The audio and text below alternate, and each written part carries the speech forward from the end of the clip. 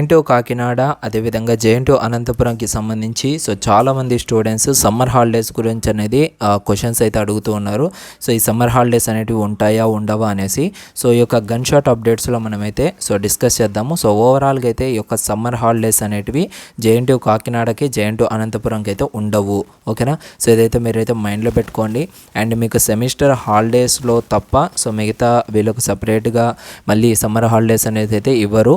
And ఇప్పటిదాకా ఉన్న update అయితే ఇది. అండ్ రీసెంట్గానే 13th రోజు 13th మే రోజు మీకైతే ఒక మీన్స్ జేఎన్‌టీయూ కాకినాడకి సంబంధించి ఒక అప్డేట్ అయితే ఒక మీటింగ్ అయితే జరగడం జరిగిందనమాట.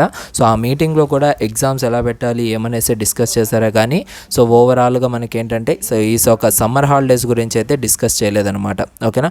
దీన్ని బట్టే మనకు అర్థమవుతుంది ఎలాంటి సమ్మర్ హాలిడేస్ అనేది జేఎన్‌టీయూ కాకినాడకి అదేవిధంగా జేఎన్‌టీయూ అనంతపురంకి అయితే డెడికేట్ చేయరు.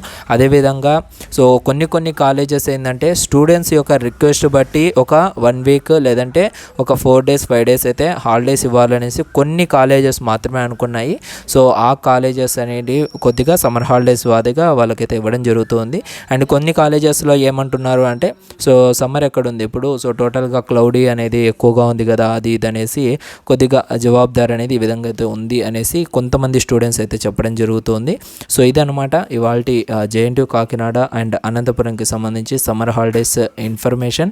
అండ్ ఈ వీడియో మీకు నచ్చినట్లయితే అండ్ ఈ యొక్క ఇన్ఫర్మేషన్ మీకు నచ్చినట్లయితే మన ఛానల్ని సబ్స్క్రైబ్ చేసి పక్కనే ఉన్న బెల్ ఐకాన్ని యాక్టివేట్ చేసుకోండి.